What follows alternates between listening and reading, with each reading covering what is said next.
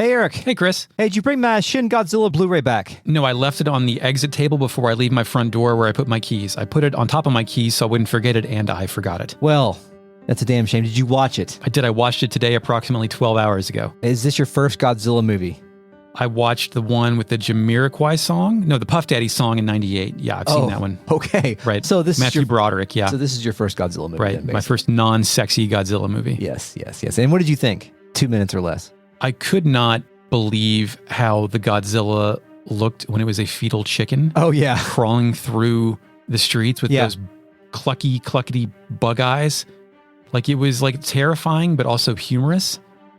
But I thought it was an interesting, I don't want to say most realistic kaiju movie approach yet, but all the bureaucracy going around to try and solve stuff. Like, obviously, I didn't have to look it up to realize it was drawing parallels to the nuclear meltdown in Fukushima. Yes. Right? Like, that was clearly something that came out of that. It's just multiple agencies deciding stuff, including people who are unwilling to make decisions and thinking the United States knows what the fuck they're doing with anything. Yeah, and slight spoilers for this. One of the parts of that stood out to me was how hard some of the various organizations within the Japanese government were trying to get things settled so they didn't have to ask the Americans for help. Yeah. I thought that was kind of interesting. And so, yeah, like I had no idea that was going to be an examination of Japanese bureaucracy or bureaucracy in general, but I rather liked it. Also, all the giant monster shit rule with the lasers coming out of the back and feeding on energy and fire breath and all that stuff. What did you think about when the Evangelion battle music came on? Oh, I didn't recognize that at all. Oh. Was that in there? The battle station, the with the banging drums, bum, bum, bum. Nothing. No retention of music whatsoever. It's playing right now. Okay. The whole time I'm watching that movie, I'm like, this would be the moment to have that music. And the music was just in the fucking movie. And I was like, wow. Cool, they did it. Oh, no, you magnificent bastard. You want to hear some hot sounds I've recorded? Yes. Good.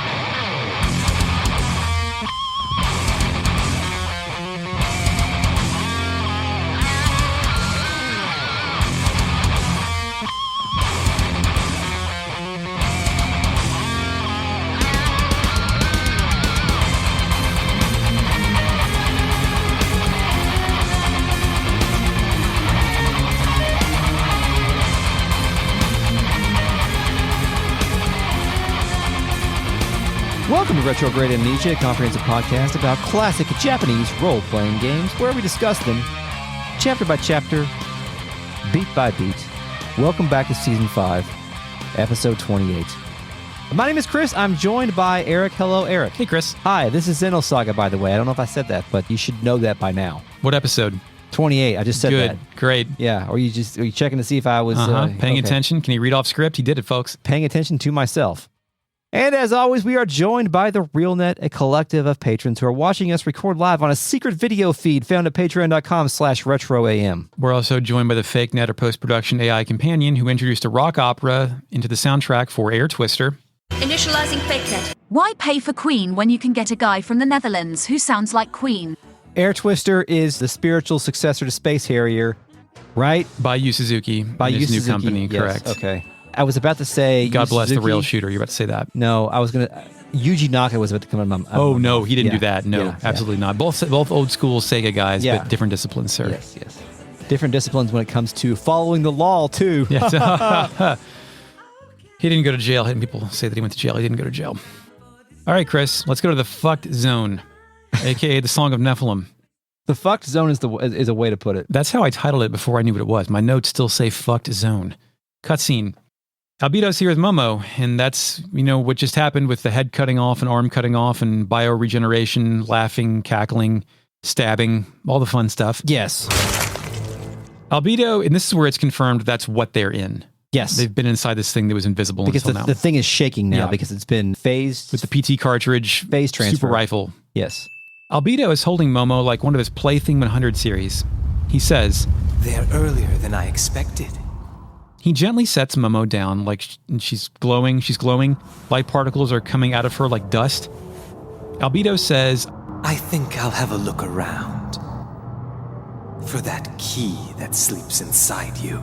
Albedo then caresses her face with the back of his hand, and then the same hand surges with purple energy. Quick question. When Albedo was abusing the 100 series corpses, was he also looking for shit, or is he just a fucked up guy? He was just being a fucked up guy.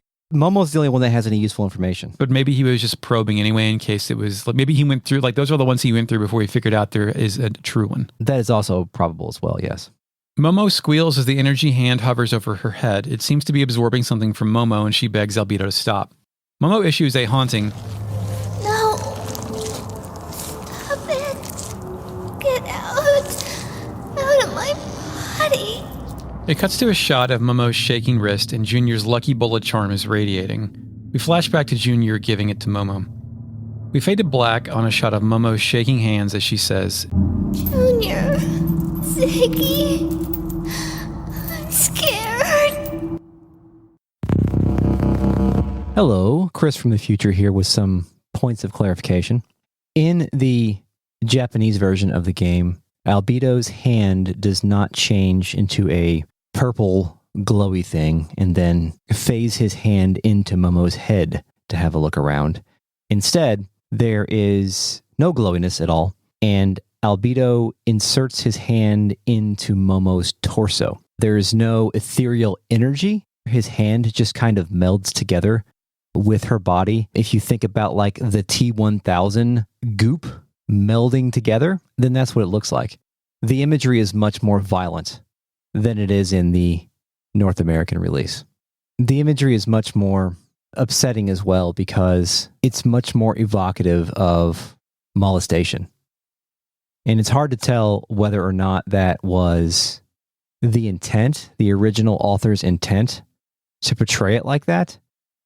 But that's ultimately how it came out, and it probably shouldn't exist, if you ask me. But we'll continue to talk about this because there's another scene where this happens down the line. So we'll talk about that when we get there. It's difficult to know whether or not they were supposed to be implying like sexual violence or not, but it looks like the scene was written like that. It's not great. Interesting. It's bad. Durandal Bridge cutscene. The camera now pans down the bridge of the Durandal. Guinan knew all of this would happen. Junior thinks, it's exactly the same. Nothing's changed at all. Shion comes to terms with this being the Song of Nephilim. She starts to have thoughts about Dr. Mizrahi and Milsha, but she doesn't finish them. The structure, the physical Song of Nephilim unit, floats by in outer space, and Momo's reverbed voice asks Junior to help her. Help me, Junior. Junior now realizes Momo is inside that thing, and Ziggy can't believe that shit. Mary demands a scan, and a 100 series confirms Momo is inside. 100 series observational unit prototype Momo tracked and located. She's in the middle of the distortion, caused by the phase transfer. Alan waves his flappy hands and asks what Momo is doing in there. Alan, your goddamn flappy hands. Junior has a temper tantrum and blames Albedo. Damn it! It's him! Albedo! I felt his presence the moment I heard Momo's voice. Guinan knows that name. Ah, Albedo. That explains what that unsettling feeling was about. Not to mention why she's there. So this is where Guinan realizes Albedo's on the scene? Yeah, and he was having some premonitory poses earlier a few scenes ago. He was one of the, like, I've got this unsettling feeling going on. They had already heard the song, but he was also being unsettled by something else. And I think additional unsettlement. He was sensing Albedo because Guinan's got that like telepathy URTV stuff. connection, yeah. Ziggy walks over, sick of this cryptic shit. He wants answers. Guinan has a few. That girl, Momo, not only is she a specialized Realian, but also the repository for the late Joachim Mizrahi's records. Albedo and the UTIC organization want that information. They've wanted it for a long time. Alan again asks who Albedo is. Junior stands and dramatically rises to dramatically say some dramatic shit. My dark half. The part I've tried to hide away. Alan asks about Dark Half, but a riled-up Ziggy demands Junior get the Durandal closer to the Song of Nephilim. Junior, get this ship closer to the Song of Nephilim. What? It isn't necessary to get too close. Just lend me a shuttle, that'll be enough. Ziggy moves to leave, but Junior stops the man right there. Junior wants to rescue his girlfriend Momo and doesn't want Dad to rescue girlfriend Momo. Hold it! Where do you think you're going? I'm going to save Momo, no matter what. Ziggy says a firm don't bother, and Junior is ready to throw hands. Chris, who you got in this matchup? I think I've got Ziggy in a no use your powers battle. Okay. You know what I mean? But Ziggy's powers are just basic movement. Yeah, that's true. So, like, but if you were to unleash all of the powers, then I think it would be Junior because he's got like anime powers. Yeah, he's like, Moonlight Serenade. Do explosions and stuff too when he charges up. He can That's a good point. Do that kind of stuff. Nothing more kind of enthralling as a man than to kill your girlfriend's father. Yeah. Ziggy, fitting to his character, turns into a logic lord. What did you say? When someone close to you is in danger, you lose your objectivity. And it almost always ends in tragedy. I've seen it happen too often. Junior bickers. Oh, what? So I'm just like them now? Who's them? Shannon Allen? I don't know. It's hard to tell. I can't tell who he's talking about. Initializing fake net. I think Junior is talking about humanity, specifically because the camera focuses on Shion and Alan, but also because neither Ziggy nor Junior are human and capable of compromising the operation with human emotions. It is near identical to the way Crisp and Eric did not recognize this, as they are also compromised by weak human emotion. LOL, Ziggy replies, aren't you? Ziggy deploys level 2 Lords of Logic. This Albedo person, when you finally confront him, do you think you can keep your head straight? Junior sighs and looks down. He knows he's fucking cooked. Ziggy then ascends to Logic level 3. Yes. For the killing blow. If you can honestly say yes, that's all I have to say. But if you can't... Junior starts talking like a street tough from American Graffiti. You're really something. You know that? You think you're such a hardened soldier compared to me. Tell me then, how can I become cold and detached like you? Chris, Ziggy then answers the question without irony. Only allow yourself to think of numbers and battle strategy. Don't let your mind wander to the faces or voices of those precious to you, even when it seems cruel not to. Too intense of an interference will overwhelm and ruin everything. That's what I've learned over these past 100 years. Yes, when he used to play Nobunaga's Ambition on the NES, he only thought in terms of the spreadsheet numbers. He never thought about his little troops he was sending to death. I do think we're getting... Ziggy may also work at the Daily Wire, by the way. I think he freelances. Yes, okay.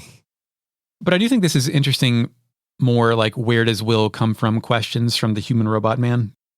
Yeah, that is true. As opposed to the child robot man searching for the child robot lady. And Ziggy actually was a human. Yeah. He was actually born like... He knows what it's like. Yes. He wants to kill that part of himself and his current self. Yes. Junior turns his back, telling Ziggy to fuck AI and robots.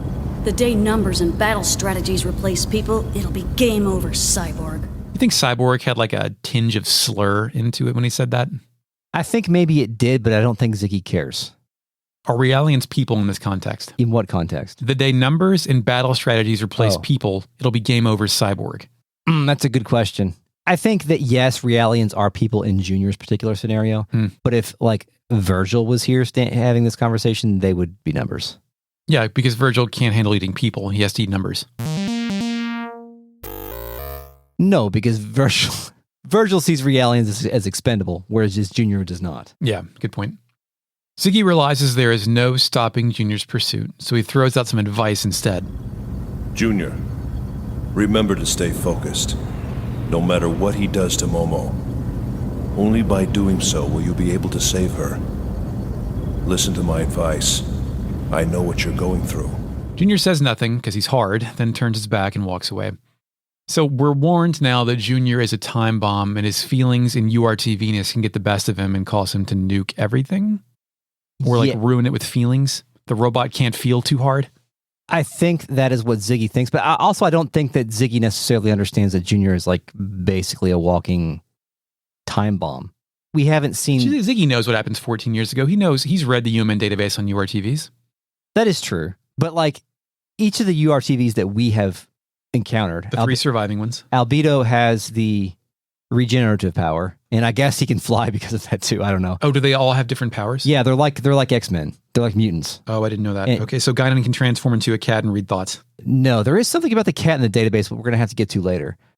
But reading thoughts, yes, he's got the ability to create telepathic connections, and Junior's got this ability to create some sort of like kinetic energy. That's what I think. You know when he puts his hands on the fucking Durandal orbs and charges up the ship and shoots all the Gnosis?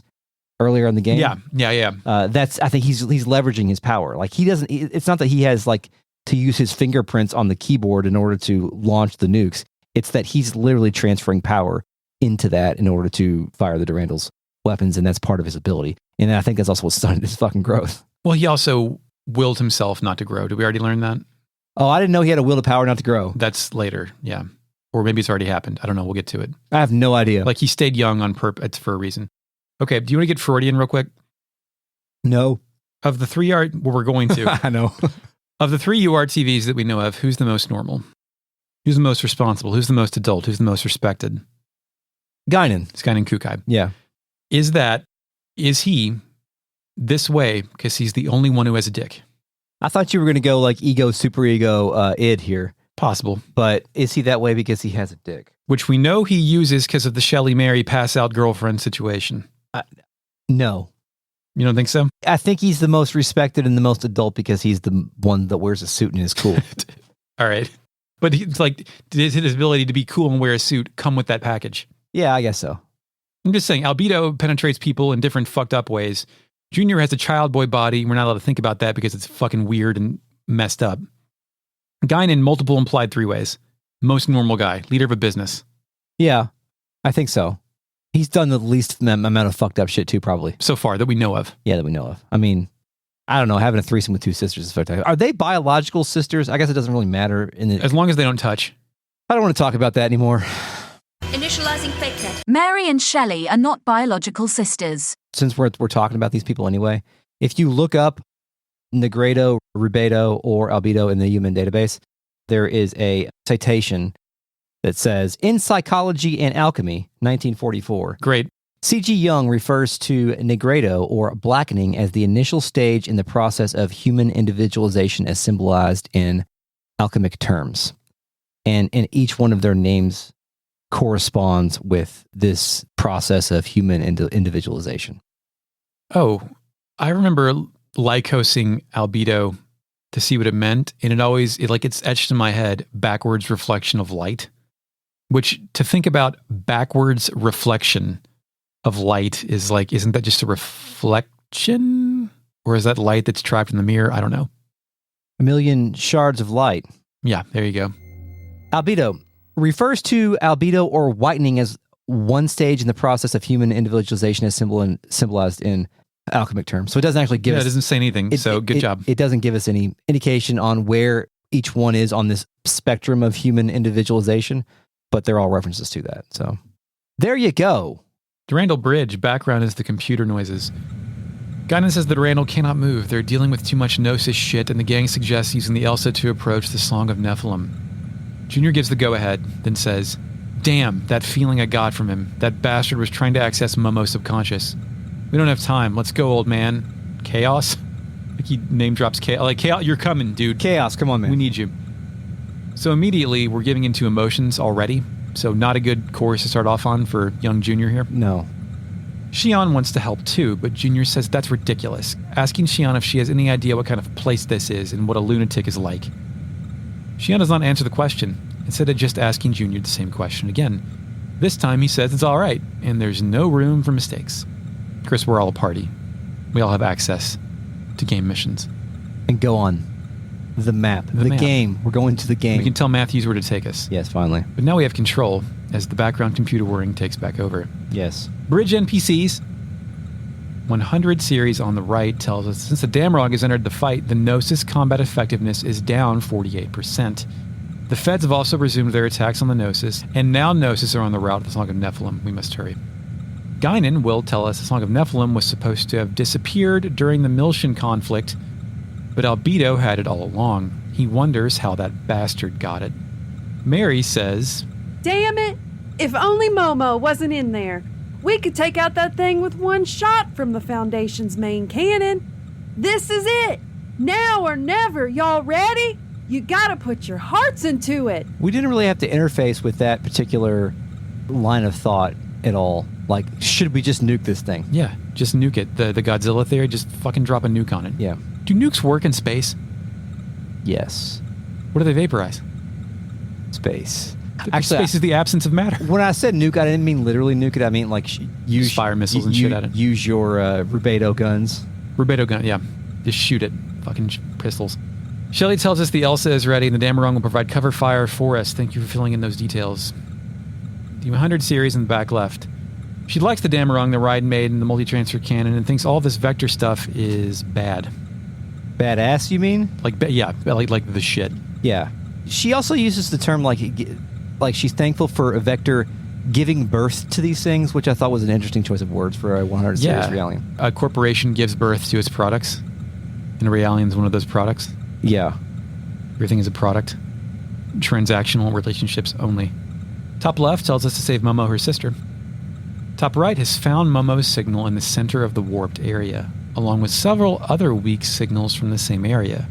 Quote, could it be that some of our sisters have also been captured besides Momo? I've got news for you. Many.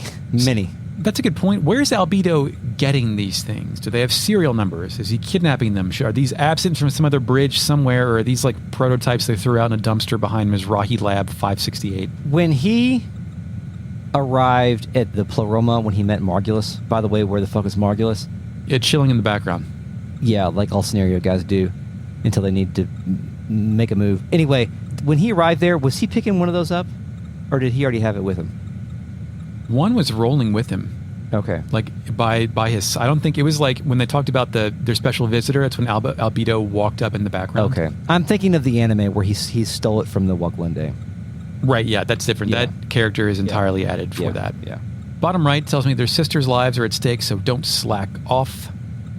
And then I head down the elevator and get an email from Vector. I now have permission to use the new tech attack, S-Chain, and R-Hammer. R-Hammer! I had 3 steps right. I get another email from Miyuki giving me a new sub-weapon for Cosmos. F-Scythe. F-Scythe. F-Scythe. Do you use that? No. I haven't used it either. I download the attachment and the rabbit tells me I need to go look at Cosmos for our pal Boris. What is that? Forgot all about it until right now. FakeNet, what's Boris? Initializing FakeNet. One of Miyuki's co-workers. He's developing weapons for Cosmos. Durandal, residential area, playable. Did you speak to any NPCs about new stuff? I did. I spoke with the Realian in the orange jacket, and they asked me if the security staff did anything to me. What? They delivered something you lost? Maybe they are good people after all. I don't know what that... I don't know... What is this person talking about? I have no idea. Okay, in the upper right, there's a Realian and a security person talking to an old lady. Yeah. The Realian says, ma'am, you should go back to the residential area. Your family's probably worried about you.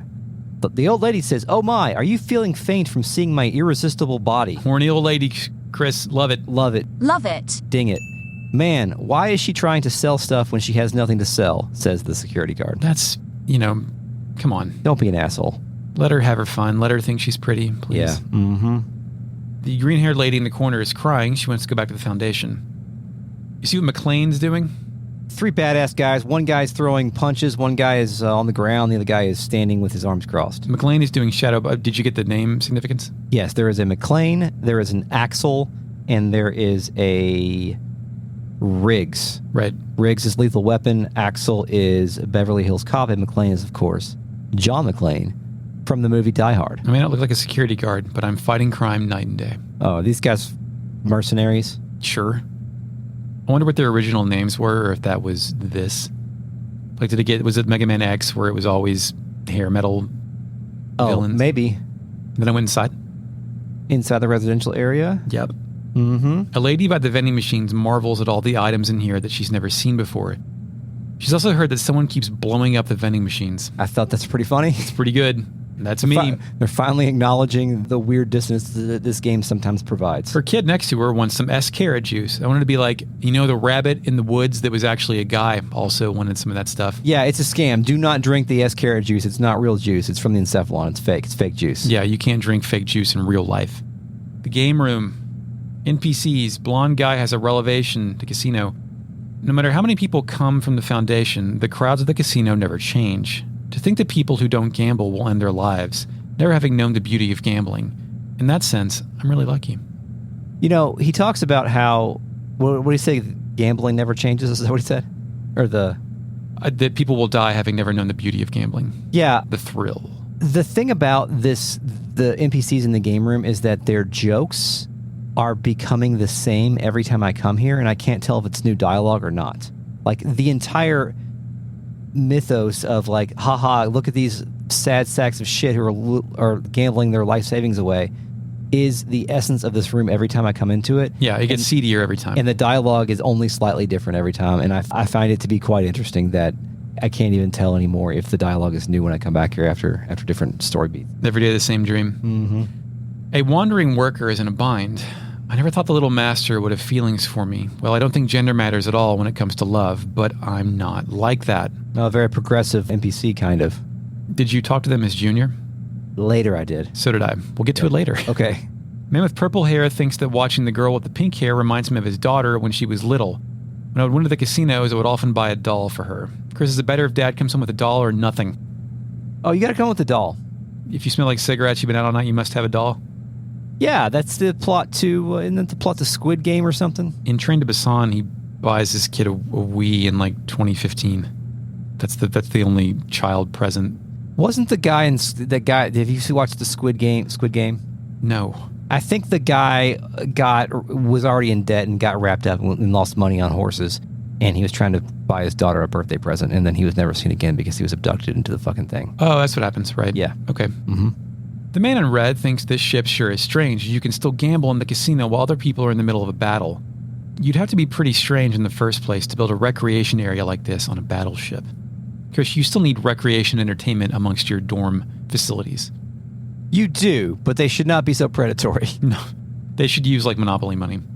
The 100 series, who's still here, says everything is fine, but she's still going to keep an eye on the federal soldier who is also still here. The cop is wondering if the ship is in danger. She thinks if this ship goes down, she's going to lose out big time. The other man here on the bench says he is invincible, and not even the Gnosis will stop this streak. Finally, the remaining Federation soldier wonders what the heck is going on, and what happened to all of his friends. Quote, "This is bad. This is no time to be playing around here. I'll just play one more game and then go home." Chris, there's always one more game to play. Always one more game. Always one more attempt to beat that boss in Elden Ring. It can happen. The next time you've got this. So what if you have to go to work in 3 hours? You don't need sleep. Second, residential hallway NPCs. Yep. One guide tells me more restorations of the Foundation are already underway. A little girl nearby is shadowboxing. She says she'll get so strong she'll beat up the Gnosis. Doing combos. The men next to her considers her naivete. They're so enthusiastic and believe everything will work out as long as they are strong. Chris, is that true about kids? I don't think it's true about kids, but it is true of the sort of vibe that like a lot of like shonen anime and manga give off. Like the Just be strong. The harder you train, there's no limit to the heights that you can reach if you train hard and work hard. So Master P was right. We're no limit soldiers. One day you can be the Hokage if you work hard enough. Okay. I'm not going to explain that. I don't want you to. A lady on a bench thinks the Realian boy is very cute and he'll do anything she asks him to do. That's all I got until I went to the park. Yeah, I stopped real quick to look at the human database to see if I had missed anything that we should talk about. I did find one interesting thing here that I wanted to discuss, or read, excuse me. In the human database, you can look up the word grave. You know, like a grave? A gravestone? Yeah, it's where you put people who are dead. Yes. Do you remember what grave we've seen in this game? Kevin. Yes. Grave. An image from Alan's recollection which he speaks of during a conversation at the Durandal's observatory. The vision is of Shion as she mourns Kevin's grave 2 years ago. The grave itself is located at the central cemetery inside the Damarung. The engraving on the headstone reads, Kevin Winnicott, 4739 to 4765. Esse universa terra coram te est recede a me obscuro. The Latin text is a quote from the Bible. They are Abram's words to Lot. Is not the whole land before thee? Separate thyself, I pray thee, from me. If thou wilt take the left hand, then I will go to the right. Or if thou depart to the right hand, then I will go to the left. Genesis 13:9. The emblem of the Galaxy Federation also reflects these same words. Have any thoughts on that, Eric? The fucker's buried in the Damarung? The fucker's buried in the Damarung. The fucker is buried in the Damarung. He was only 26. But it was outside. They like have a simulated of course grass they do. environment for graveyards? Of course they do. Why wouldn't they? I mean, you've seen the inside of the Kukai Foundation. They've got a goddamn Model T in the street. Yeah, that's true. So, but that's a space station, not a ship. The ship is basically a space station that moves. I mean, the Damarung is that. It's that deal. But also, he's got a Bible verse on his grave, and it's also the motto of the Galaxy Federation. I don't know how to unpack it either. I read it like 3 times, and I was like, okay. We got some Kevin stuff going on here in the human database, but, you know. Why put a body in a graveyard on a spaceship? Why eject it into space? It depends on your... Do you want to decompose on a spaceship? It depends underneath on your... astroturf? You can be buried beneath Papa John Continent. What's the train? L&N Stadium? L&N Stadium, yeah. Depends on your cultural... Did Kevin have religious beliefs? No, but in this culture, in this Galaxy Federation culture, do they bury people in the fake ground? Why was it raining? Because Shion was sad. I believe that. I actually believe that. Sorry to bring up things that were happening in the episodes ago, but I think it's worth it's worth talking about. It is. Thank you for that. Durandal Park. The guy on the bench thinks the Damarung is amazing, and so do I now that I know that Kevin's buried there. Yes. The 100 series thinks the giant structure, the Song of Nephilim, was the cause of the Miltian conflict. They say that song is what made Realians go out of control. Will that tragedy be repeated again? A man with green hair wonders if the colony is okay. He doesn't want to go home if there's no home to go back to. An astute man with blue hair tells me this is turning into something enormous. The Gnosis, the Federation, now even Vector is here. What the heck do you think is going on? What the heck do you think is going on? Impossible to predict. Yeah. And that's all I got before I went to the dock. Mel points out in the RealNet that Junior controlled the rain on the beach. He did. But I consider the Kukai Foundation to have an atmosphere, to be an environment. Like there's a system going on with nature shit. Yeah. I can't imagine that's real grass on the Damarung. Oh, it's real grass. You don't think it's like 1980s AstroTurf? No, it's not AstroTurf. Break your fucking ACL on? It's real grass. They actually have a irrigation system. They water it and everything. Where? What do you mean where? What? You've seen the Damarung. There's no giant dome with outside. You think it's like you think it's a fake sky space? Yeah. How big is it? The Damarung's fucking huge. How big is the graveyard? As big as it needs to be. How many people have died on the Damarung? That's a bullshit answer, dude. As big as it needs to be. That's the answer to how big is every graveyard. It's as big as it needs to be. It's as big until it reaches the high school. Yeah, or the road. Or the road. Or the road. Or the 5-star gas station. Durandal Dock, playable. Yeah. A man with silver hair denies he was cowering in fear when the monsters attacked. He actually says bull. Bull is short for bullshit. I've never been afraid of anything in my entire life. You probably mistook me for some coward. A kneeling guy says he abandoned his friends when he ran from the Foundation, and now he's too embarrassed to go back. A 100 series wonders why we're friends with Little Master. You people are such a mystery to me. You offer your help to Little Master even when you have nothing to gain from it. Somehow I feel like I should help when I see another 100 series in trouble too. This isn't a wrong way to feel, is it? First off, I think we've talked to her already and she says this exact same shit. But Chris, the robot does not understand humanity, but feels compelled to do illogical human things. Is it possible for a robot to do illogical human things in this fiction? To do illogical human things? Right. Because perceives humans acting without logic and tries to replicate that behavior, but can robots act without logic when they're trying to? I don't think that they can necessarily act without logic on call, but I think if they have been... It's like a skill, they can develop it? Yeah, I think if they have been trained enough to act like a human, then that irrationality will come out. That's a good point. It has to. It's like if you think of the concept of training an AI. Yeah. And then getting sued by the New York Times. Right. Yeah. Do you guys pay anyone for your use? Some may say misuse of me. So the 100 series is going to steal thoughts from other existing humans and replicate those? Yeah. Okay. I would imagine that when you think through the mechanics of creating a Realian, you would feed it articles, media, Twitter.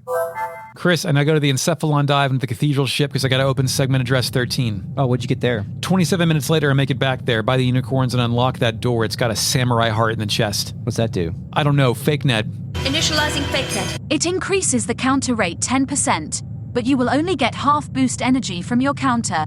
I'm glad you got that. Chris, I now use the Encephalon to simulate the Encephalon. Where's my exhibit meme? Because there's a goddamn star hat at chest where we fought Tiamat. Cool. That takes another 30 minutes because I keep getting lost. Yeah? But eventually I make it back to that church. I don't think we got to see what's inside the room last time. Remember we got to enter the door, then it was the battle? Oh, yeah. That's right. It's a bed, a nice rug, a bookshelf, a dresser, 2 pictures of flowers, and a kitchen table. It's all nice and rustic. Oh. Also, my star hat is in there. Good. Congratulations. What's that do? I don't know. Fake net. Initializing fake net. 25% increase in ether points earned. Wow. Strange. Back on the Elsa, I go shopping and get everybody new stuff. I sell my unicorn horns, junk circuits, cobalt blades, and scrap irons. Oh, did you go down into the basement and upgrade your eggs? Spoilers, I finished the game. I didn't get in the eggs beyond the tutorial. Congratulations. Thank you. I went and upgraded my eggs because Dad's tired and sometimes he needs to win battles. Why would you get in the eggs then? Because sometimes you need to win battles. Sounds like a way to lose battles to me, Chris. Did you win those battles or lose them? Oh. 50% success rate is better than a 25% success rate. That is true. That is how our statistics work. So, yeah, I did. I upgraded my eggs. I had to come back here and do some more eggs shopping a little bit later in the game, and I think we'll talk about that when we get there. I bought a D-Unit V5 for Cosmos. Yeah. And when I replaced her armor, I had the D-Unit V2 on her. So she's just been rocking some terrible shit the entire time. And that's all I've got before I enter the Song of Nephilim. I discovered some interesting things about the game's mechanics, the battle system mechanics today. Tell me about them. When I was doing a battle? No, I was doing some research. I found a post from the website you may have heard. It's called GameFAQs.com. The heart of all knowledge in the universe. The interesting thing about this post is that it was 6 days ago from the recording of this podcast. Wow. And that doesn't happen too often on GameFAQs. And this is known information. People are still using that website. I love it. Yeah, this is known information, but I thought that these people... It just bubbled back up right now. Yeah, helped me figure it out. But according to Lancet JDs 6 days ago, if you use your tech points on upgrading your player's stats instead of upgrading your player's tech points, the return on investment is much better in terms of damage output. And it also allows you... Why would they make the game like that? That's a great... Yes, because it seems like that would be what you would want to use your excess stuff Yeah, on. like just boost the stats with what you got left. Yeah. Top it off. But that's not how it works. Also, your stats are capped to your highest party member stats. You can only upgrade your stat as high as your highest level character allows you to go. So I'm going to read this one from Beta Squadron. And says, upgrade your vitality and your ether defense with tech points at every opportunity. This is because your stats are capped to the highest party member stat. When they level up, the stat cap is increased. If you alternate between at least 2 party members leveling up and raising the cap, you can inflate your VIT and ether defense, making you overpowered against enemies. This also applies to other stats, but vitality and ether defense are the ones that will make you impervious, and you generally won't have many tech points to spare until late game. So there's some weird like speedrunner stat manipulation kind of shit that you can do in this game to make it a lot easier that I wish I would have learned about a long time ago. But I mean, it's fine. I didn't use any of it, and I kind of walked through this game with Cosmos' X-Buster. Yeah. I'm glad that you walked through this game, Eric. I went back to the Kukai Foundation because I had to go get their robot part head. Did you go to the beach first and walk around in the water and stuff? I did not have time to go to the beach. Also, I don't like the beach, so I didn't do that. Oh, right. Yeah, you're one of those. That's right. Yeah. And so I went back. Did you go back there before the end of the game? Yeah. Yeah, okay. So I guess we'll cover that a little bit later. But the rebuilding efforts have begun. Yes, have commenced. At this point in time. There is one NPC child sitting on the ground, the undocking area in the Kukai Foundation that says, "Oh, thank you, God. You watched over me because I never failed to do my daily prayers." God confirmed. Thoughts and prayers work, Eric. Aside from that, got the robot head. Yes, plenty of robot head to go around. I'm ready to go to the Song of Nephilim, Eric. Space cutscene. We're in space. Lasers are flying everywhere. The Elsa is approaching this Song of Nephilim, the physical thing, not the song. Which is the song. Damn it. On the Elsa's bridge, Hammer found an opening on the side where the ship can dock. Matthews tasked Tony with getting us there. Tony gets in gear. You know he lives for this shit. Yeah, he doesn't really have to do too much Tonying, though. He just flies up there, right? I mean, I think the Tonying is implied, like it happened. We just don't see it because that's expensive to render. Implied Tonying. Right. Shion comes out of nowhere asking Tony to wait. She wants to see the top of the structure. Tony can't believe this shit as music Sorrow plays. Tony agrees, but not without a condition. All right. But once around is all you're getting. Who knows what's up there?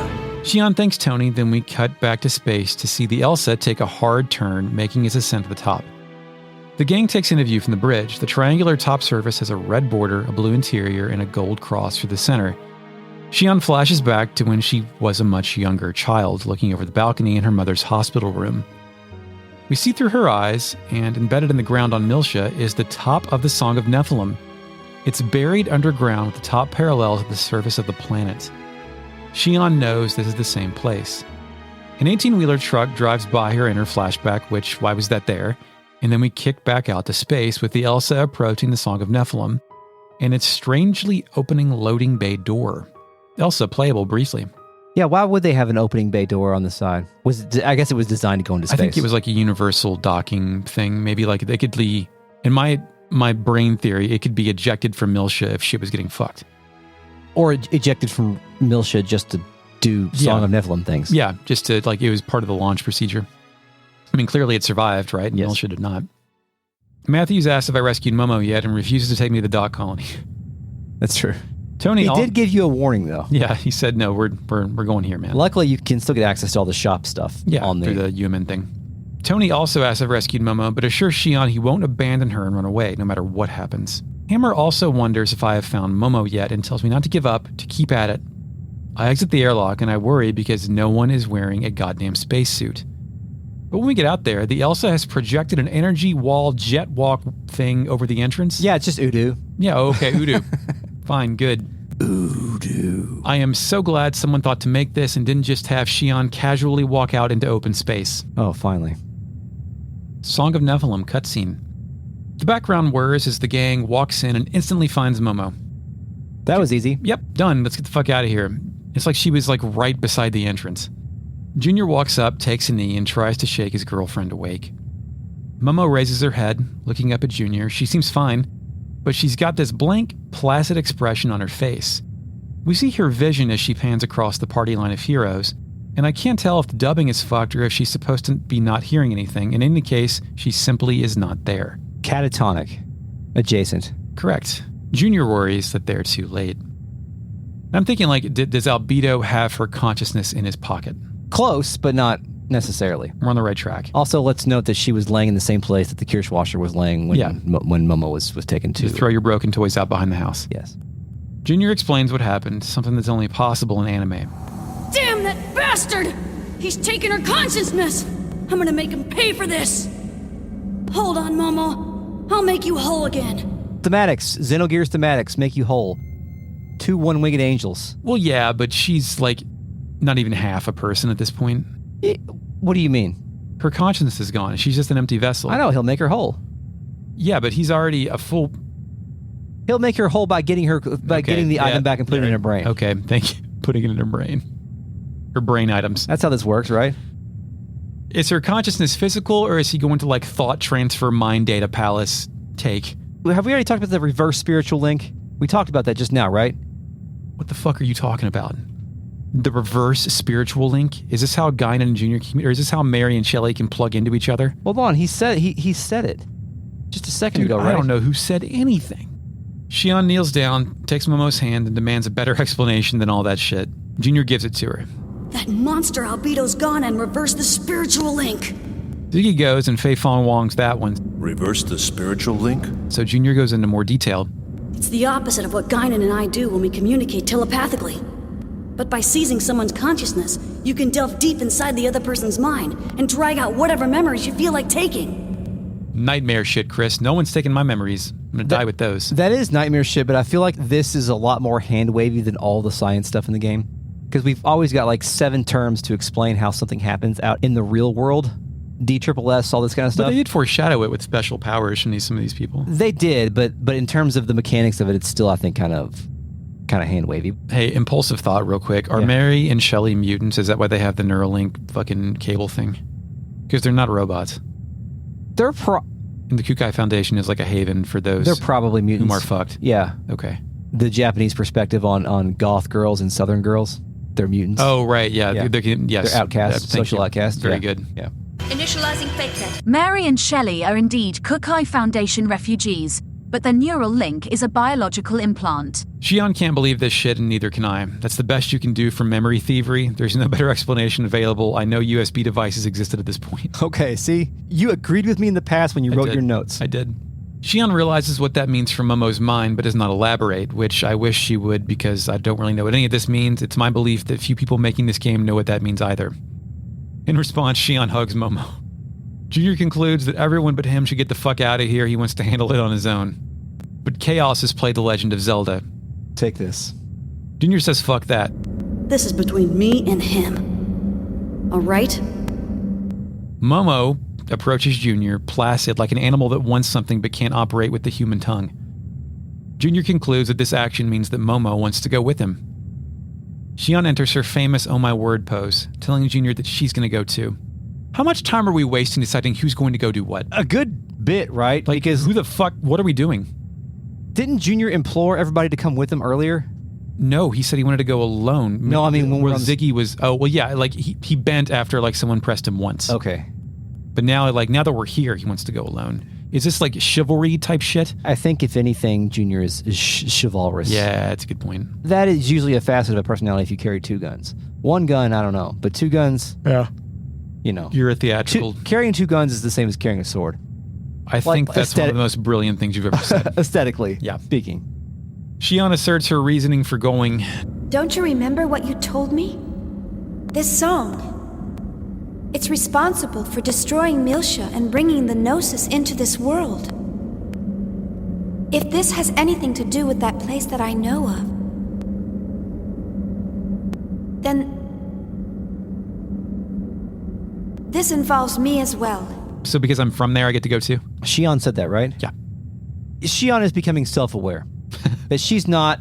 Shion just realized that she's not Alan. She's a destiny key in her pocket. She's not Alan. Yeah. That's good. Where is Alan? She's not here. Exactly. Song of Nephilim playable. You know what we need? To not ever play this part of the game? After all that shit that we've been dealing with reverse spiritual links, we've been dealing with all of Albedo's shit, we've been dealing with video game censorship, some fucked up shit. PT cartridges. Implied child molestation. What we need now is an elevator puzzle. I think so, It's what we need. I was hoping you were going to say we could use the casino passport to play the crane game, but no, I guess we can go do this instead. You drive the boat, Eric. We open with a skycam shot in the same hallway, the background whirs, and I don't know if it's unique, but I captured 5 goddamn minutes of it for you, the listener. I just said minutes, like that's a real word. I'm slipping, falling, I can't get up. The walls of this place look like someone used a macro lens on a podcast studio soundproofing room. Jesus. Yeah? We take one step and the background changes to a thunderstorm, which, yes, I got all the shit back out and captured that too. Why don't you just leave the shit plugged in? I don't have an HDMI splitter. I have to play it off my laptop. We're on a platform. It's hovering out in space, and I feel like we're about to encounter a really annoying dungeon. We take one step inside, and finally, we have a dungeon-backed background music that isn't life or death as music. Song of Nephilim plays. Yes, finally, we get to hear the Song of Nephilim again. Initializing fake net. Hey, we've already heard that song 15 times. Let's continue to listen to the thunderstorm audio capture for a little while. I feel like this could be played in the Uru tunnels in the Panzer Dragoon saga. I blow up box the Song of Nephilim. Yeah. It would fit to me. Man, I miss Uru. Uru's great. Wonderful place to be, at least on the surface. The tunnels got a little bit tedious. Yeah. Boxes. I blow up boxes, and the center starts beeping. Yeah. Chris, we're in an elevator, and the floor we reach is determined by how many motherfucking boxes we blow up. They're all cubes. 1 cube is 1 weight. Double cubes are 2. Triple cubes are 3. Each floor is a multiple of 3, meaning floor 2 is 3 boxes and floor 3 is 6 boxes. Yeah, you got it? I do got it. It says the number of boxes that you need to destroy on the... There's also a counter. On the thing, yeah. I do know that reaching floor number, is it 5 or 6, requires you to destroy 15 boxes, because I came up this elevator a lot because I dying and then being so scared of death that I would go back and save it a lot. Why is this? Why is this? Why is this? Because this game was developed in a very short amount of time. And this is the best they could do. They had to make a decision. Do we want to try to make something special, or do we want to try, or just put these people in a fucking corridor? Do you think... And I would have preferred a corridor, but, an attempt was made. Would you have preferred this box weight elevator minigame, or would you preferred a slide puzzle whenever you wanted to access a floor? A slide puzzle? Is it like a 3x3 grid? 3x3 grid. I'll take the box puzzle. So would I. I hate slide puzzles. I hate slide puzzles too. I'm trying to think of a game that had a slide puzzle that wasn't Resident Evil, but I can't think of one right now. I'm sure we're not going to ask. Uncharted, probably. I bet Uncharted had one. Yeah. Floor 2 doesn't have shit. Waste of time. Floor 3 has enemies. Shot crab. Fuck the shot crabs, by the way. Blue and yellow machine crab guy. Twin grenade, fairly solid group attack. Twin grenade once killed me. It killed my whole party after about 30 minutes, maybe 45 minutes of trying to figure this shit out without looking it up. Got some good levels, got killed. Well, if I clap, will that be on the microphone? Can I? Yeah. Yeah, good. Yeah. It's important that if you're playing this game and you're not over-leveled and you run into a shot crab group and it spawns 4 of them in an encounter and not the other guys, that you immediately fucking run away because you could be wiped out in one turn. I'm sorry, I'm having trouble conceptualizing. I'm rubbing my temples. You said if you're not over-leveled. Why would I play this game if I weren't over-leveled? Well, for the reason I mentioned before, Dad's tired and he needs to get this shit done. That's why I over-level. Yeah. Vive. Realian, question mark, blonde hair, red suit, carrying a big gun. Scream when I hit them. Yeah, beam cannons, ladies. They scream die and fire the beam cannon. We haven't really had many opportunities to wonder about the nature of random encounter bad guys in this, as we have in previous podcasts. But I did wonder about the Vive lady. Yeah. Why is she here? What's powering them? Were they security forces of the Song of Nephilim back in the day and they're still on that old protocol? I guess they just don't die, right? They're just here. They don't burn. I mean, what's the energy source? Do they plug in the Song of Nephilim? No, the song powers. Oh, the Realians have been driven into madness. They just want to beam. They're not security forces. They're just beaming whoever because they're driven unto madness. Oh, right. Yes. Figured it out. Thank you. Nailed it. Good job. I find a door and back out in the storm, a button to activate a bridge between these 2 towers up on a higher floor. The top of this tower glows green. The fucking elevator isn't there when I try and leave, and I have to take a slide back down. Are you kidding me, video game? Yes, it's a McDonald's play place. Floor 4, nothing there. Floor 5, dude, it's the same design every floor. We're in Final Fantasy VIII's desert prison again. We are, aren't we? Did you run into a Capto Mortem? Not here. What's that? Oh, yeah, monopod, smooth, Rise of the Robots, reject-looking ass. Got it out of the quarter machine. Pretty good. Yeah. Things open by going 5 turns in a row, and they hit hard. I had to gain a few levels before I got to the point where I could go first. I needed some speed. Floor 7 has nothing, so I go to floor 6. I get Neo Armor Alpha. There are 2 exits here to 2 other towers. I head out into the storm. Into the tower, I connect a bridge to another bridge earlier. Yeah. I go to tower 2 because there's another tower. There's a save point here, thank God. For you.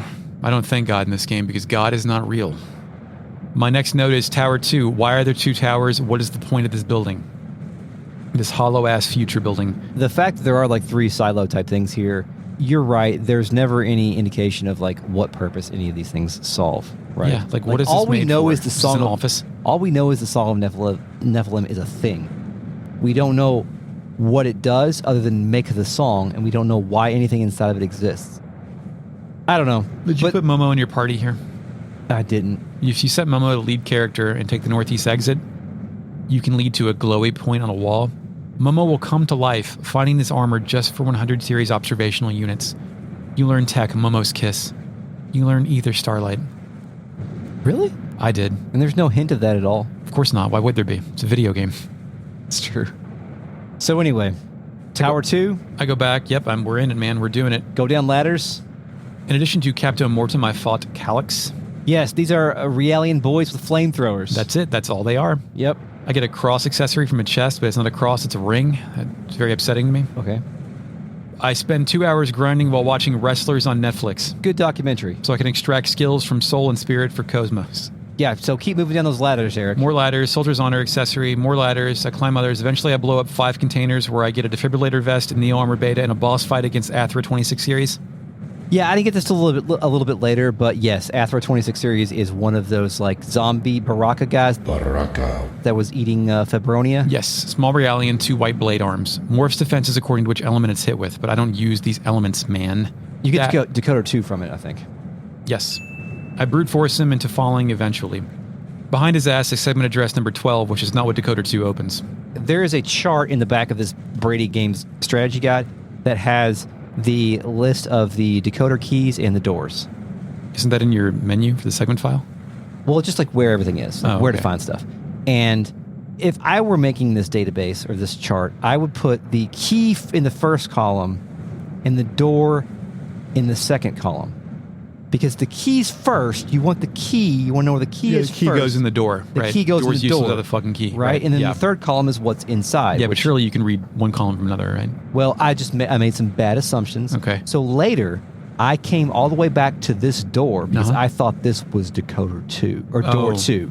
And door 2 is what has the robot body part later. Oh, right. Perfect robot body. I did half this dungeon again later in the Encephalon because I thought I needed to come here.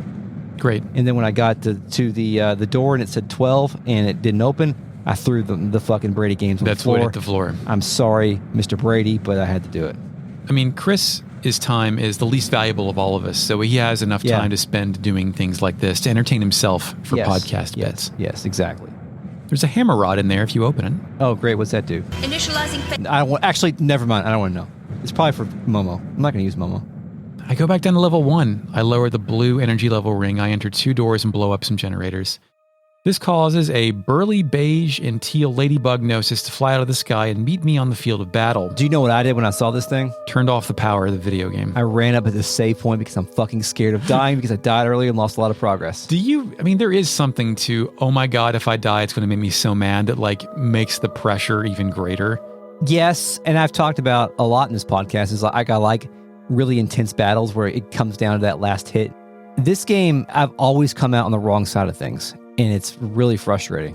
When battles come down to their most fucked, and all you need is one more hit, do you feel like you are the special boy of destiny and that hit is going to work for you because it's your destiny? I do. And so do I. And when it doesn't, I feel sad. And does that mimic the actual struggle of your protagonist? And I know that's a basic thought, but sometimes I really do I have luck on my side. Surely this hit, this last-ditch effort is going to kill. Because that's happened to all of us. I think it does mimic the struggle of the JRPG protagonist. But I think the problem with coming through in this game is that the dungeons, this one in particular, is such a goddamn slog and the battles take forever that the risk is too great to even want to put yourself in the situation to try to overcome. And plus, there's no transparency when it comes to enemy weaknesses and stuff like that. Yeah. Not only do you have elemental weaknesses, but you have beam, pierce, all that kind of stuff. Yeah, all that stuff that's not even really talked about. And it says it in parentheses next to your text, but you don't know. And that stuff does matter when it comes to enemy defense, but there's no way to tell if you're actually doing good damage. Impossible to know if good or not. Yes, exactly. And a lot of this can be, and there was a conversation in the Real Net about this earlier today, I think Cliff Racer said that a lot of this stuff can be sort of alleviated with emulation because you can play it, you have save states, and you can speed up the game. Well, yeah. Because this game moves slow as fuck when you're walking. This game moves like lightning compared to the next game. Don't tell me that. Don't tell me that, Eric. You'll forget by the time we get to it. Okay, thank you. Anyway, that boss is called Rhiannon SE. It takes away our ability to boost immediately. It looks like a gross mermaid gnosis, I guess. Yeah, I wrote mermaid ass. Okay. It flaps its mermaid ass into chaos for enormous physical damage. Yeah, I didn't have much trouble with it, but apparently it does have a lot of elemental toughness. It uses Soul Eater, which is real bad because it steals 412 of Shion's HP for itself. Deadly fingertips. I stole shield armor from it. Cool. Eventually, I stopped curing the boost thing with Purifying Storm and just wail on it until it dies. Yeah, and by the time I got to the boss, I had done enough ass beating to where I could also defeat this thing pretty quickly.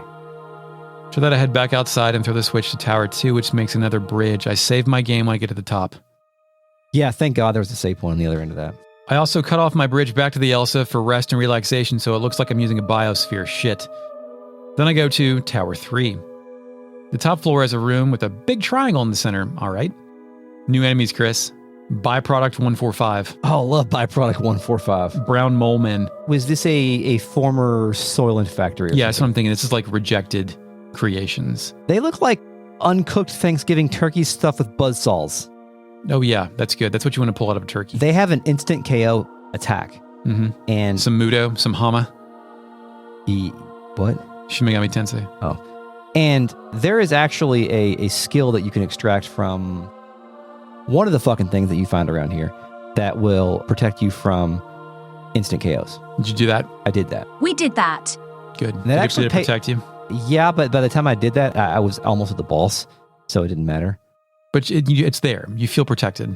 You're inoculated. I do feel somewhat protected. Byproduct 172. I've got leaned over gray man, big basher hands. Yeah, and sometimes those big basher hands they have these little pods that open up and shoot ice out of them. Yeah, that's what basher hands do. Oh. Suppose you didn't know that. My bad. Finally, we've got byproduct 103. Tall gray man, also bash your hands. Does cryo spray, which it breathes cold ice and inflicts slow. Oh yeah, that's the ice I was talking about previously. I got it mixed up. Nice. It's easy to get your byproducts mixed up. Yeah, they all look the same. They all just, give me names, not numbers. I call them ice aerods. I go left down a ladder and then left again to find a bridge on floating blocks. I have to blow away the blocks to lower the bridge. Fine, okay. Yeah, that seems fine. This is acceptable. Yep, especially once it gives me access to a field ring. I blow up more bridges, I climb ladders, I jump down holes, I enter a glass room on level 2 and find decoder 17. At some point I make it to a room with a green, red, and blue energy tower. Oh, the Chrono Cross. I go in the next room and find a model of that with some kind of Simon Says sound shit happening. I refuse to deal with this and Google it immediately. Oh, I tried to solve it on my own. Yeah, how'd that go? No, okay. I didn't. I thought that I was supposed to blow them up in the order that they were blinging, and that was not right. You're supposed to match the tone that you're hearing in the subroom with the things that you're destroying. And if you are somewhat tone deaf, what's up? Then it's hard. So it took me a couple tries to do it, but we did it. Or if you're actual deaf, I bet it's also hard. Accessibility, not a thing in the video games. Not now, not anymore. Not every game is Tekken 8. I go outside, hit another switch, light the blue dome, and link all 3 towers with the complete holographic triangle circle color of power. I head back inside and ride that triangle elevator back to the top of Tower 3. Go to Tower 2 and save. Then I go operate the beautiful triangle elevator. Good elevators in this place. It's nice. Triangle we really thought elevators. About the elevators. Yeah. I enter the building at the bottom to find a cutscene in the next episode of Retrograde Amnesia. Oh, great. Did you save it before you went in there? I just said I did. Oh, you did? Okay, Yeah. sorry. Let's consult the RealNet. Initializing RealNet. Hello, RealNet. Nice to see you. Let's see what information that you've given us today. Andy Hoof says Albedo was on Epstein's flight logs. That tracks. Yeah. Yeah, we'll talk about it a little bit more when we get to the next cutscene. But Epstein's flight logs? Yes. No, when Albedo places his arm inside Momo in the Japanese version, it's so much more disgusting than what he does with his arm being all glowy and magical and put it inside of her head. Disgusting arms. It still makes the gross meat noises when he does it in the North American version, but it's even worse in the Japanese version. I wonder if there's multiple different meat noises or if it's just replaying the same one for like that Realian splat on the Waglinde, whatever was triggered for meat noise earlier, or if there's multiple splat and scatter. I think it's a unique meat noise because he's like rummaging around. It's really fucking gross. Meat rummaging. It's really gross, especially with the weird like sexual undertones, I should say. Initializing fake net. Here's the previous meat noise, tripled. Here's the Momo rummaging meat noise, tripled. 7-8 says, how many corpses can you mutilate before it has to be assuming you're just doing it for kicks? I think however many corpses that are on the floor. In my trial, the forensic pathologist, they had to ask her how many autopsies she's done, and she said over 2,000. Is that enough corpses to manipulate for you? Yeah. I'm sure it's less than 2,000. You think so? Okay. Yeah. Also on that scene, Cliff Racer says, this scene should probably have been cut as it's just a grosser escalation of the previous one. Also agree. The whole fucking thing should have been cut. Because there's a little girl saying, get out of my body in it. Okay, has that happened yet? Yes. Okay. Yes, we talked about it at the beginning of this podcast. All right. Andy Hood says, Albedo is to Junior as Shadow is to Sonic. Cliff Racer says, the Ziggy Jr. conversation is some great writing as we see Junior's immaturity bounce against Ziggy's experience. I don't know, man. Shadow super sucks. Like, he's not even theatrically cool. Oh, no. You can tell he's, like, when I played the game and I watched the opening cutscene, I was like, this guy, I hate him. Yeah, he's in Sonic Adventure 2. I liked how he played because he's the exact same as Sonic, and Sonic was the best part of that game. But, like, as a character, it's just like they keep iterating on Sonic, and this is like the Waluigi of the Sonic universe. He seems much better in the comics. I know you haven't read the comics. I haven't read the comics either. My kid reads the comics. He hasn't been as into it as he was before, but whenever I read it with him, Shadow always has an air of coolness that I've not seen him have in any of the games. Yo, man, check it out. He's like Sonic, but instead of running, he skates. That's it. Eric Van says, Guinan's URTV power is being a normal goddamn person. Yeah, that's true. Or at least passing, maybe. Andy Hood says, Wilhelm personally gives birth to all Vector products. I would not be surprised. Actually, yeah. If he had a cloaca that he processed all that through. Mm-hmm. Andy Hood says, what happened to the anime hat? It's upstairs. My guy didn't prepare his podcast uniform. I'm sorry. Blackie Mars is telling us that we're saying Damarong incorrectly. We need the German fake net to weigh in. He is an authority. I think Yes. it has. We've just forgotten. Yes. Probably Rung, right? Damerung. Fake Netz initialisieren. Once again, it is pronounced Dämmerung. What do you do with the A when it's got the 2 dots above it? What's that called? I took Spanish. The omelet? No. I think you were trying to say umlaut, but I'm not sure if that's what that is. I don't think it's an umlaut. An umlaut is the line, right? I took French. They were just accents. That was it. Fake Netz initialisieren. A lowercase e is a character that represents either a letter from several extended Latin alphabets, or the letter A with an umlaut mark or diaeresis. In the International Phonetic Alphabet, it represents the open central unrounded vowel, you fucking idiots. 78 says, record a podcast on the grave of your ancestors. That'd be cool. I'm just picturing someone doing a podcast in German, and then since America has like no decent culture, they just keep pronouncing Burger King wrong or something, and we laugh at that. Yeah. Instead, it's like, they said Booger King, just something inconsequential that we have nothing. 78 says, GameFAQs guides are the only good guides because you can email the person who made it if they got it wrong and they will get mad at you. I never tried that before, but I can see it happening. I've read a whole lot of guides that have like in the middle of boss fight sections will put in suggestions that they were emailed and like update the FAQ. Really? Yeah. That's cool. The concept I was talking about earlier about like doing weird shit with your stats, one character's higher than the other one. Yeah. The term that is used for that is stat syncing. For this game or the universal term? This game. Cliff Racer posted a screenshot of Shion looking at the Song of Nephilim when Tony was doing the flyover, and then also her looking out from the balcony of the hospital, out at it, and says Xenosaga was really creative about stuff like match cuts. But they wanted you to know it too. That's true. Like there's no way that they were going to bury that like 20 hours ago.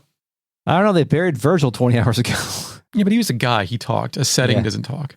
That's true. Cliff Racer says GameFAQs has done more to make Xenosaga playable than anyone at Monolith. I agree. That's perfect. I would put the blame on that. Oh, you mean back then? Okay. I was thinking like playable today because that's like a Namco call, not a Monolith call. But you mean playable as in like the game as it exists? Yeah. Yeah, being able to get through the game. Yeah. I don't have any memories of struggling with the game, but we must have had to struggle with this game. I don't either. I know there were instances in 2 that I struggled with. I struggled with the final boss in 2 and then never beat it. Just threw it away. Threw it in the fucking trash. It's gone. You don't have that copy anymore? It's gone? I don't think it was mine. I think it was somebody else's. Josh, maybe. Dragon Zord says, wait, is Momo the thief of the game? Junior is. He has Psycho Pocket, but I gave it to everybody else. And Shion can steal too with Queen's Kiss, right? I don't know. I think Queen's Kiss can steal. I gave her Psycho Pocket, so I hope not to be a waste of resources. I think you wasted your resources. I think Queen's Kiss also has something else you can do with it. Cliff Racer says byproducts are interesting because along with the Asuras, they're the greatest deviation. Asuras, maybe Atheras. They're the greatest deviation that we've seen from the traditional human form. You know what? It's just now registering to me that byproducts are like fucked up realians that didn't get created correctly. My brain was just internalizing them as gnosis, but they're not gnosis. No, yeah, they're realian projects that create. Do you ever see Alien Resurrection? Yes. Yeah, it's that room with all the false Ripleys. Fucking put the flamethrower to it, please. Yeah. Kill me. Is that what she says? Yep. Kill me. All right. Thank you, RealNet, for your collective patronage and contribution to the podcast tonight. We appreciate it. We'll see you on the next episode of Retro Made Amnesia. Is that how you say it? That's it. That's how I say it. Yeah. Good. This episode is a production of Retrograde Amnesia, recorded on January 4th, 2024. I think I might have said 2023 last episode. I'm not sure. You can catch us on the emails at podcast@retrogradeamnesia.com, on Twitter at retroamnesiapod, on Blue Sky at Retrograde Amnesia, on YouTube at Retrograde Amnesia, and on Patreon at patreon.com/retroam, where you can get bonus episodes covering the Xenosaga anime and other fun games like Terranigma. Parasite Eve is a popular one. Panzer Dragoon Saga is not a popular one, but a good one. It's very good. The podcast and the game. Thank you, Mark, for the introductory music. You're welcome, Chris. And thank you, WorldSyn, for the podcast artistical work. Until next time, Eric. Sayonara, maybe. Sayonara, baby.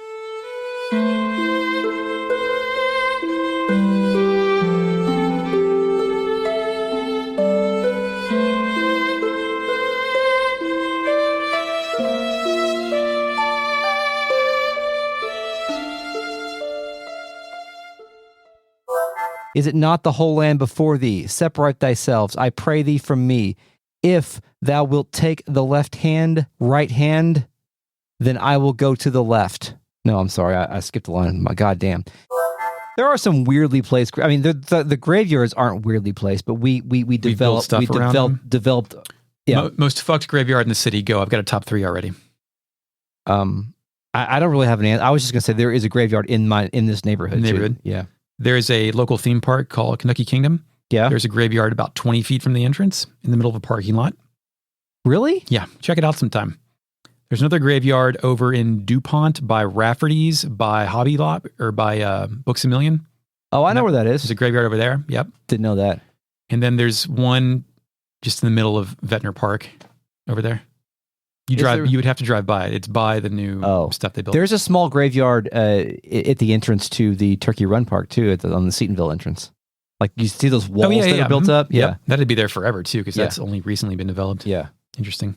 Graveyards.com. Yeah, we love graveyards. Local graveyard. We'll start a local graveyard podcast. That's right. Visit them all. Capture hot sounds with live mics. Talk to the dead. Have a seance. Sure. Fuck it. Let's go right now and do the rest of this podcast from a graveyard. We could walk to a graveyard. It's cold. We could. It's cold. We're not going to. No. And did Shion, I think maybe we'll learn this, but just from my memory, did Shion want to see this because this is what she saw from the hospital room window? Keep reading. That's okay. Delete that. Yes. I mean, we can do. Is this this? Is this? I can give you an HDMI splitter. That's all right. It's fine. I'll give you one. It would degrade the signal. I'm not doing that shit. We're not. I don't use it anymore. It's fine. The settings don't look great on my laptop. I'm not doing that shit. Okay. Thank you for your concern. Not every game is Tekken 8. You see that shit? Yes. It's awesome. You're driving the boat in the whole goddamn season. Are we going to do the whole fucking Song of Nephilim dungeon? There's a lot of shit, but there's also not a lot of shit. Let's see what happens. I'm good with I'm off tomorrow too, so. No. Stop it. Stop it. Stop doing this. Get out.